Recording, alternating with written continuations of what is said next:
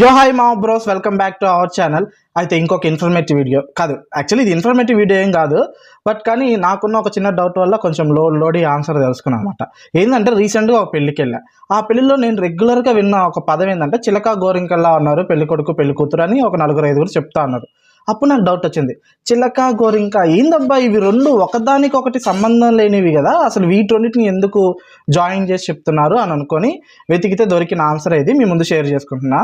In case మీకు తెలియకపోతే మీరు కూడా వినండి. చిలక జంటలో ఒకవేళ ఒక చిలక కానీ చనిపోతే అది జీవితాంతం ఇంకొక వేరే చిలకతో జత కట్టకుండా ఉంటుందంట. అంటే సింగిల్ ఫర్ రిమైనింగ్ లైఫ్ అన్నట్లు. సేమ్ ఇలాగే గోరింక కూడా అలాగే ఉంటుందంట.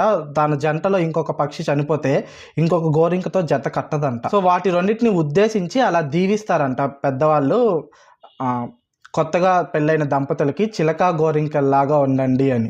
అంటే యాక్చువల్లీ దాని ఇన్నర్ మీనింగ్ ఏంది అంటే, పక్క చూపులు చూడకుండా మీ వైఫ్ అండ్ హస్బెండ్ చాలా లైఫ్ని చాలా మంచిగా డీల్ చేయండి అని అర్థం అంట. బాపురే, ఇంత అర్థం ఉందా? అండ్ మోరోవర్ అప్పుడు కాలాల్లో మేబీ నాకు తెలియదు, ఇప్పుడు చిలక గోరింకలు ఎక్కడున్నాయి, అన్ని రాబందులు కాకులు ఏమోలే మనకెందుకు. సో గైస్, నాకు ఈ డౌట్ క్లియర్ అయింది, మీకు కూడా క్లియర్ అయింది అనుకుంటా. టాటా.